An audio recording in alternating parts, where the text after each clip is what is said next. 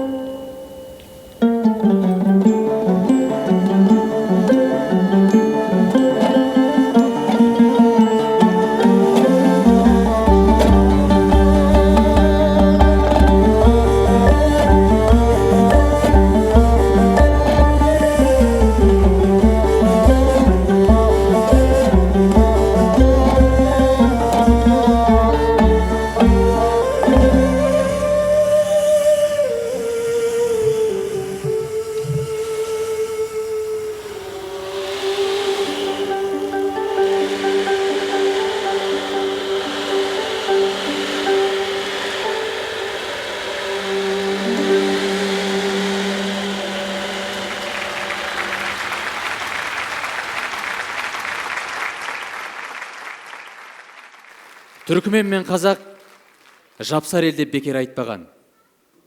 Екі елдің әдет ғұрпы, салт дәстүрі, тұрмыс тіршілігінде ұқсастық бар. Бізбен көршілес жатқан елдің дәстүрлері, олардың өнегесі, өнері бізбен ұқсас. Дәл қазіргі таңда олардың өнеріне ұқсайтын бізде де өнерлер өте көп. Олар әсіресе Қазақстанның Маңғыстау өлкесінде домбыра өнерінде күй болып сақталған. Оның бірі пиала биі. Ансамбль бұл күймен зәулім әсем сарайдың биші қыздары төбесіне кесе қойып билеген сипаттайды. Оған өздеріңіз куә болыңыздар.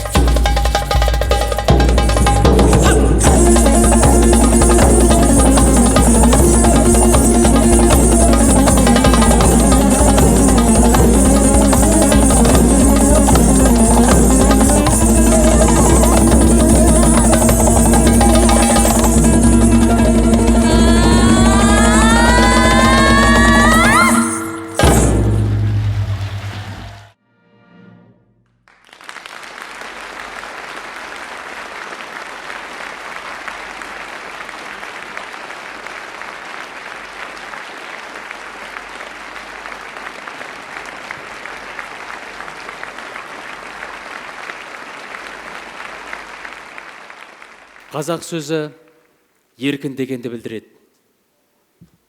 Қаншама ғасырлар бойы ұлтымыз талай-талай қиын қыстау кезеңдерді бастан кешіріп, бостандық үшін күресуге мәжбүр болған. Самалтау композициясы 1916 жылы ұлт азаттық көтеріліске қатысқан ұлт зиялыларына, азаттықтың ақ таңы үшін күрескен батыр, өр рухты бабаларымызға арналады. Бұл композицияда оқиға желісі бойынша сол кезеңдегі қиын қыстау замандар, сол кезеңге түскендей бір әсер қалдыратын әсерлі туынды. Қабыл алыңыздар.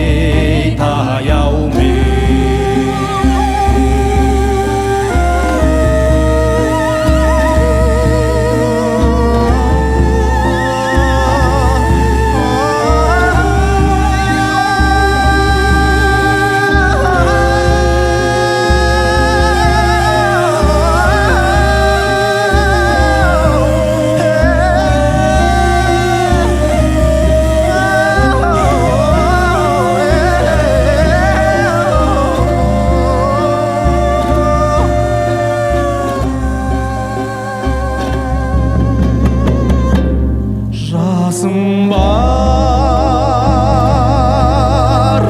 қос мөшелдей жылым сиыр тағдырдың айдауымен айдай кеттім қиырай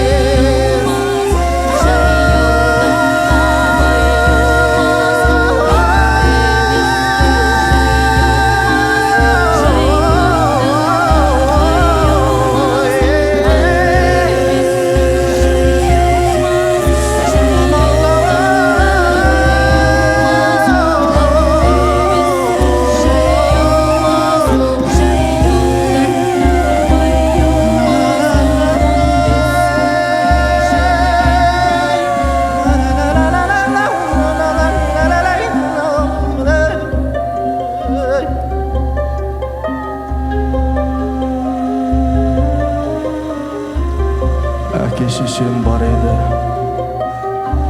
жасы жеткен кәрі еді. Осынау әнге салдырған 16-ның зар еді.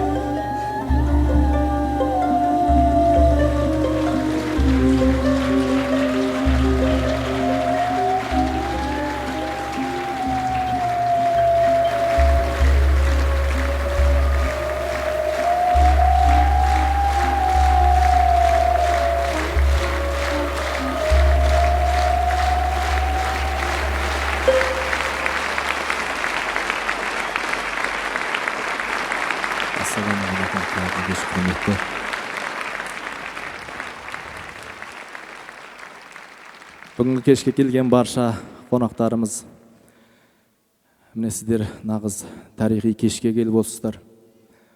Қазақтың өнері, қазақтың әні, қазақтың мұрасы қайсы десе, өзіміз мақтанышпен көрсететін осындай Хассақ секілді өнер ұжымына үлкен алғысымызды айтамыз.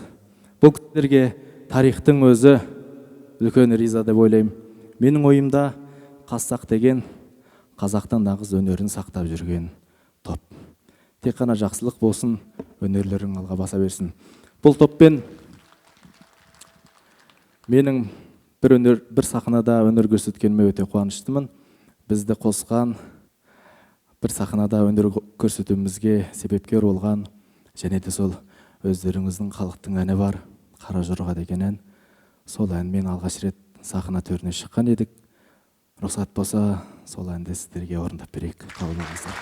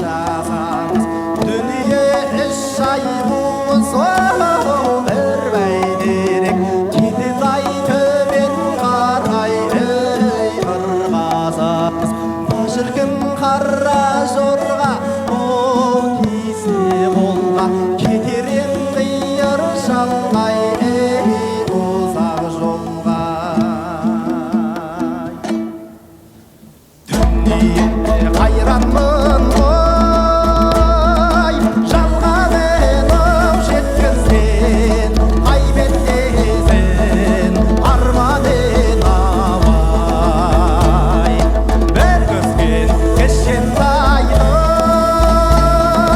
дәу қарағым көтерсін тағдырдың сол жазған ен ай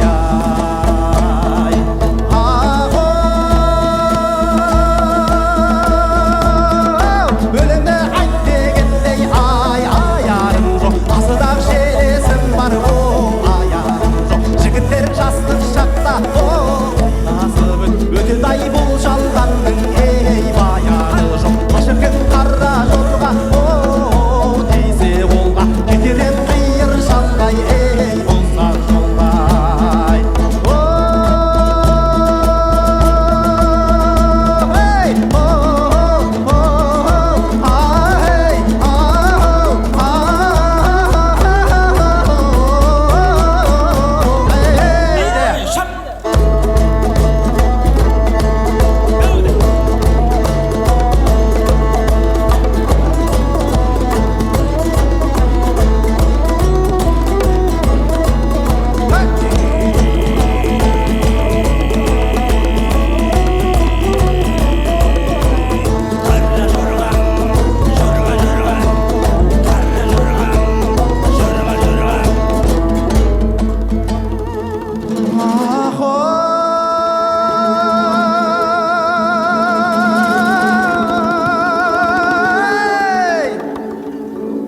өлеңді айт дегендей аяғым жоқ азырақ желесім бар аяғым жоқ жігіттер жастық шақта сыйласып өтеді-ай бұл жалғанның ей баяны жоқ шіркін қара жорға тисе қолға кетерем қиыр шалғай ей ұзақ жолға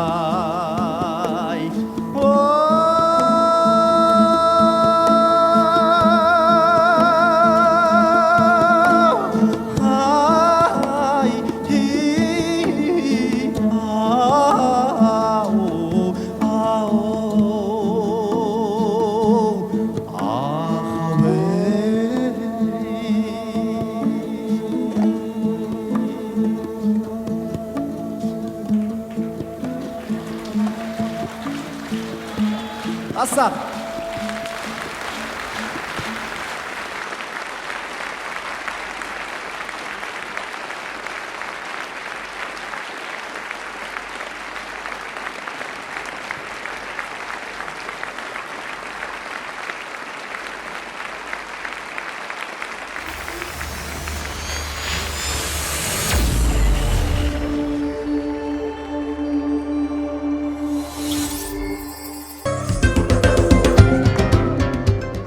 Хассақ этно-фольклорлық ансамблі 2013 жылы құрылды.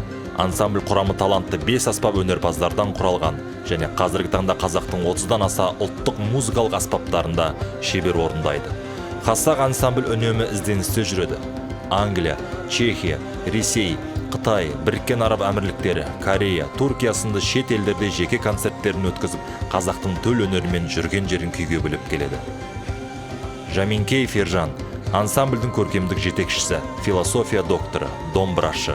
Qurmangázy атындағы Қазақ ұлттық консерваториясы, халық музыкасы факультетінің деканы, аға оқытушысы. Ербол Мөлдір, өнертану ғылымының магистрі, Qurmangázy атындағы Қазақ ұлттық консерваториясының түлегі, қыл қобызшы. Қазіргі таңда эстрадалық ән өнерінде бағын сынап, өз көрермендерін тауып үлгерген жас әнші. Қосаманов Нұртуған, Qurmangázy атындағы Қазақ ұлттық консерваториясының түлегі. Загир Исмагилов атындағы Уфа мемлекеттік өнер институтының магистранты, ормалы аспаптардың шебер орындаушысы. Қанатбек Арай, Темірбек Жүргенов атындағы Қазақ ұлттық өнер академиясы, музыкалық өнер факультеті, дәстүрлі музыкалық өнер кафедрасының магистранты, жетігенші. Әлімғазы Дархан, Qurmanѓаzy атындағы Қазақ ұлттық консерваториясының түлегі, Загир Исмагилов атындағы Уфа мемлекеттік өнер институтының магистранты, сыбызғышы. Ансамбль 2019 жылдың наурыз айында Сауд Арабиясында өткен әлемдік World Folk Vision конкурсында этно-музыка аталымы бойынша 100-ден аса елден келген өнерпаздар арасынан бас жүлдені жеңіп алды. Біз сапаға жұмыс істейміз. Әр күйімізден хас шебердің хас өнері танылып, тыңдаған жанның құлақ құрышын қандырып, қазақтың төл мәдениетін айрықша сипатымен әлем сахнасында паш етуді көздейміз, дейді Хассақ ансамблі. Қазақ елінің рухани өміріне Хассақ этно-фольклорлық ансамблінің берері көп, және тәуелсіз Қазақстанның өнер тарихында Хассақ ансамблінің есімі алтын әріптермен жазылады деп сенеміз.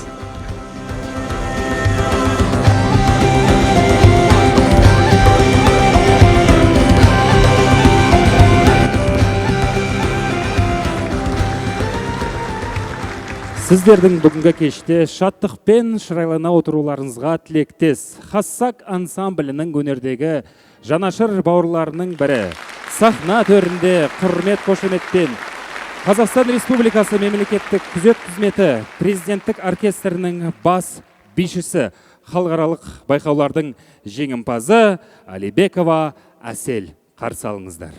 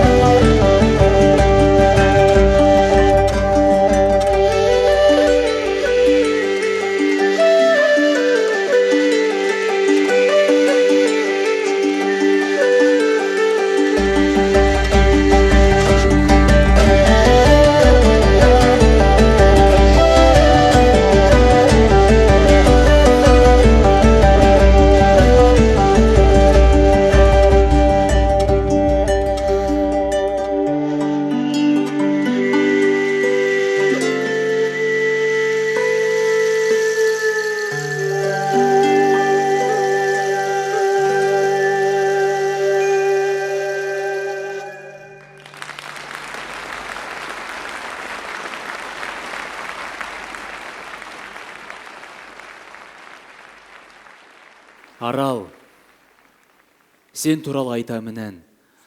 Арал ақ айдыны маңсаған, арал, оралсаңшы қайтадан. Қайран арал.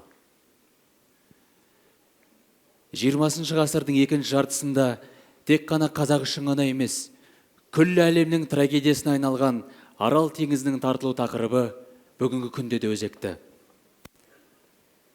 Оның жағасындағы елдердің жан айқайы, теңіз тартылғаннан кейінгі зардабы, залалы, теңіз орны қайтадан толады деген үзілмеген үміттер, сағыныш, аңсау, келесі шығармада жан-жақ суреттеледі. Қайран Арал.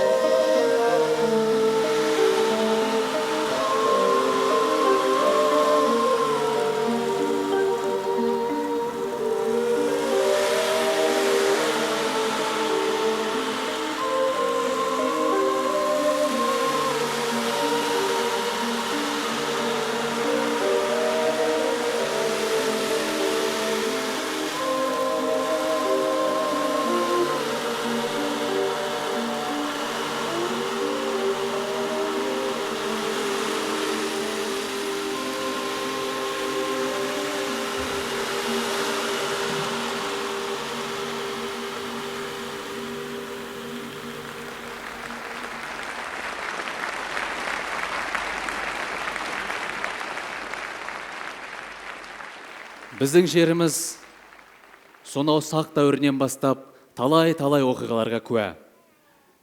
Біздің мекен неше түрлі сан olan тарихтардың куәгері болған.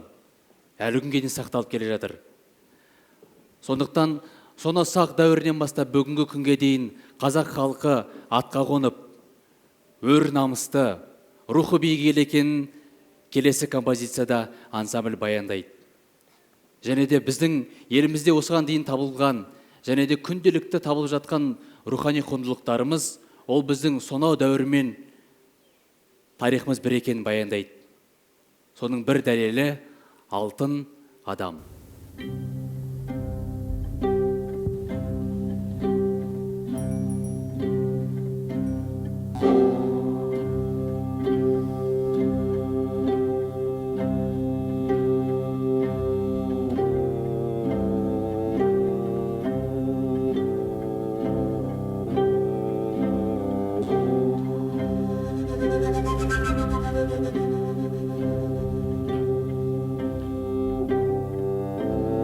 Мен кім едім? Күн едім көкте алаулаған, ел едім, ешбір жау алмаған. Алтын сауыт киініп аққан атты пырағыма мінгенде тітіркеніп қараған ғалам маған. Жанарымда от жалын, жүрегімде көк тәңір болған ақ еділ сақ едім.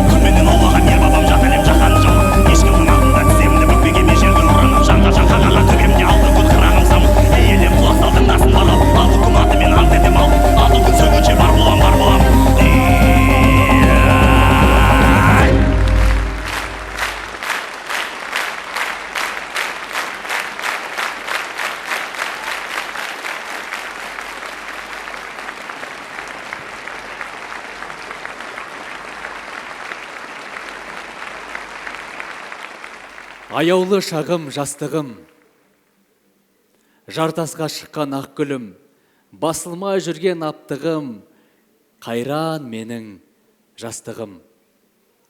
Келесі туынды жастық шақтың қызықтары мен жастарға арналады.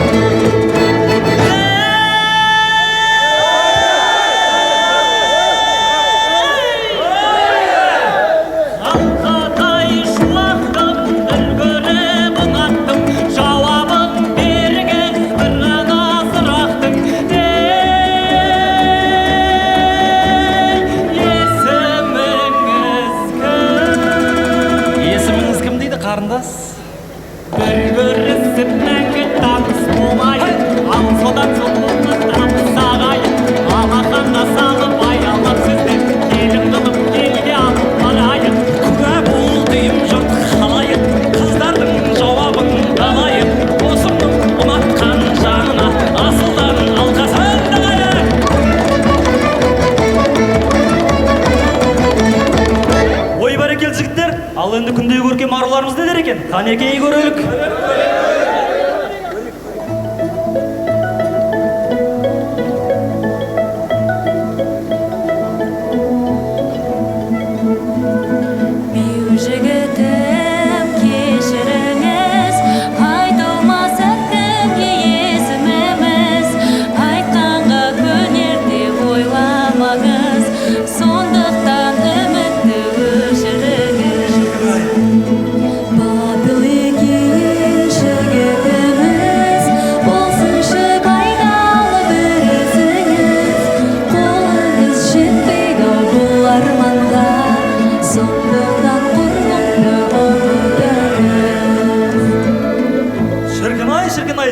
Мұндайдан үнсіз алғандарын жарамыз? Үнсіз отыра алмаймыз ау сол.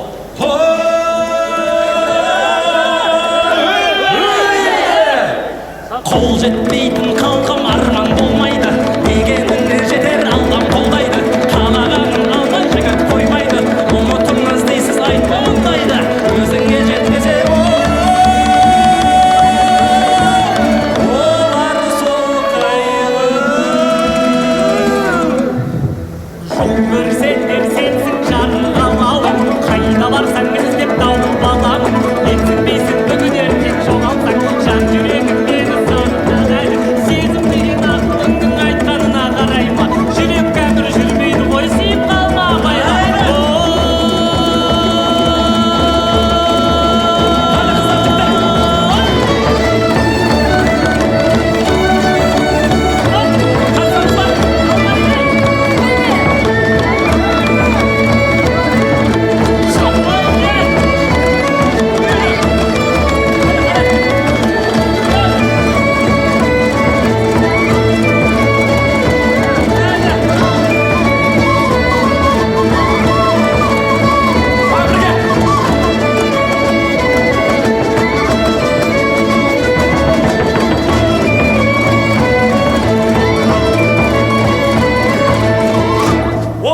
Сендер өздеріңе тым сенімсіңдер ғой?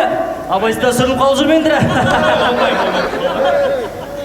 Шарығаймын жанғандара, сенікі болмайтын арман ғана.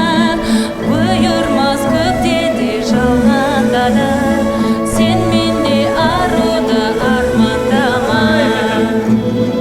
Артық айтып асырасыз, сіз қайда алғаны басығасыз. Дәмегі зор екен ардағым-ау, бекерге төгіліп тасынасыз.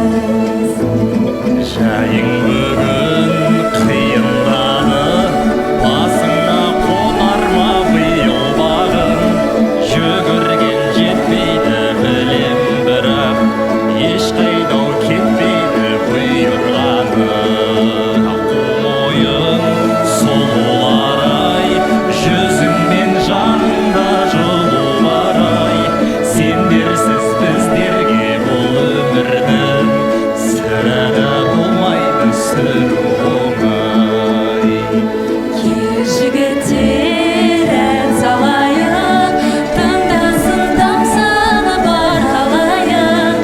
Ән жырда жүрекке дәру барай, әгугай, әгугай, әгугай, әй. Ән жырда жүрекке дәру барай, әгугай, әгугай, әгугай, әй.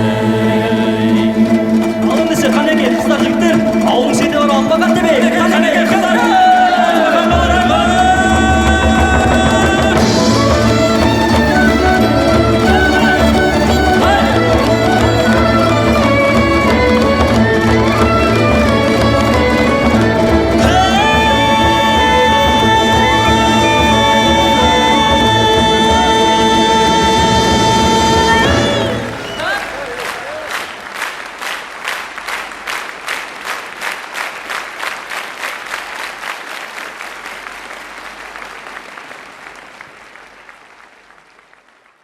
Қазақтың мәдениетіне өнерден басқа ұлттық спорт түрлері де жақсы дамыған. Ежелден қыз бен жігіттің арасындағы айтыс, тартыс сынды ойындармен қатар ұлттық ойын қызғуы да бірге жүреді. Тіпті ол өзінің идеялық формасын бүгінгі күнге дейін ұмытқан жоқ. Туындыда жігіт қызды қуып жете алмай, қайтар жолда қыздың қамшысынан таяқ жейді. Оқиға желісі бойынша жігіт қызға ғашық болып қалады. Ойында жеңілсе де, өмірде өзінің сүйікті жарын тапқан жігіт жеңіп шығады. Мінекей келесі туынды осы жайында. Қабыл алыңыздар.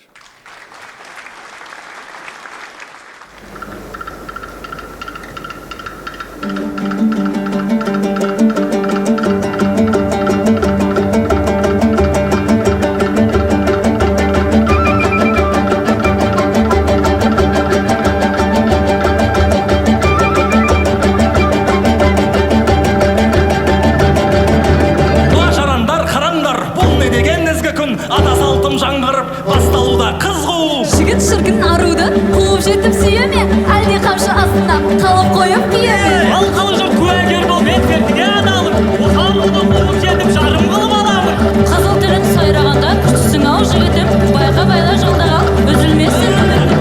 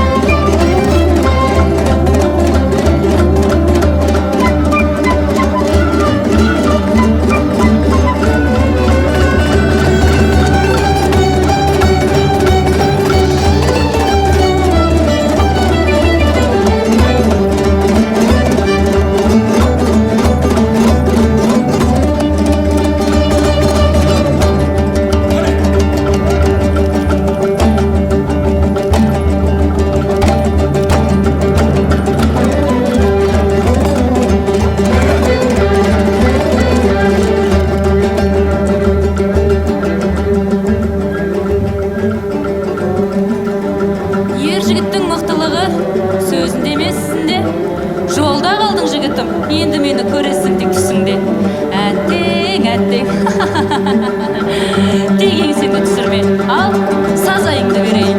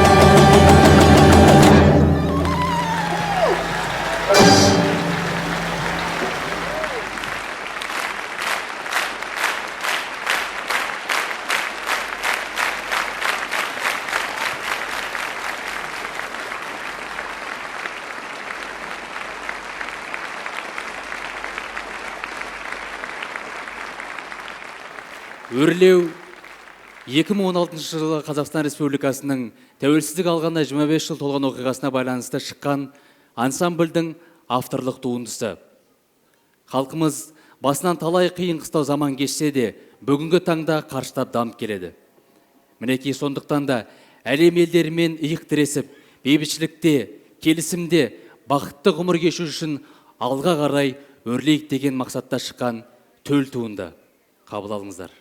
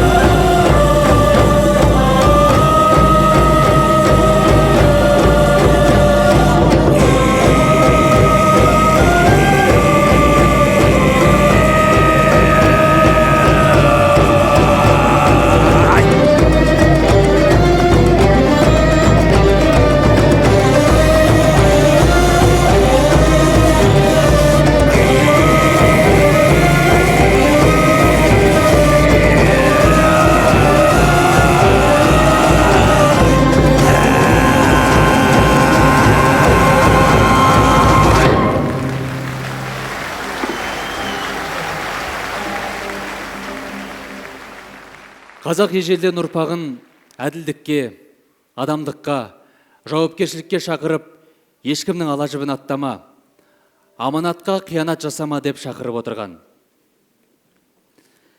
Қазақтың тілі, діні, жері, әдет ғұрпы, салт дәстүрі бабадан балаға қалған мұра. Ал сол мұраны сақтап қалу біздің басты парызымыз. Сол тұрғыда ансамбльде өзінің замандастарына үндеу тастап, жоғарыда айтылған қасиеттерге берік болуға шақырады.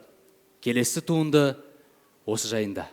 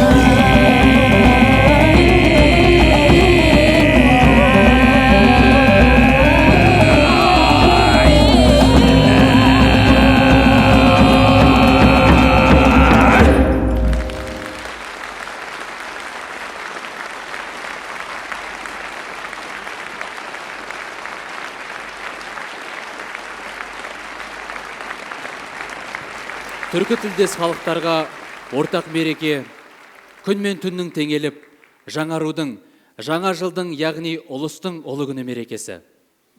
Аталмыш шығармада таңның атысынан кештің басына дейін апа жеңгелеріміздің үлкен тойға деген дайындығы, ары қарай жастардың ұлттық ойындары жақсы суреттеледі.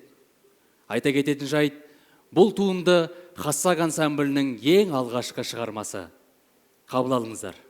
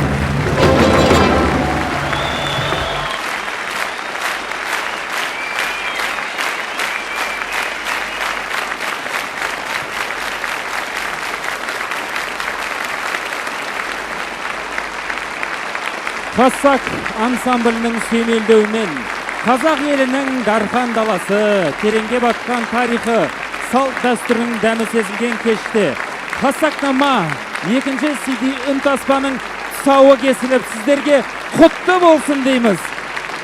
Ал біз сахна төріне Алматы қаласы әкімдігінің атынан ықылас гүлі. Құрмет қошеметтеріңіз болсын, ардақты ағайын, барша келген өнер сүйер қауым. Бүгінгі кеш сіздердің естеріңізге мәңгі сақталып, мінекей осындай біздің жанашыр бауырларымызға алғысын айтып, бүгінгі келген кештеріңізге қадамдарыңызға нұр жаусын дейміз. Ал біздің кешіміз өз мәресіне жетті. Келесі көріскенше тек қана жақсылық болсын. Сау, саламатты болыңыздар.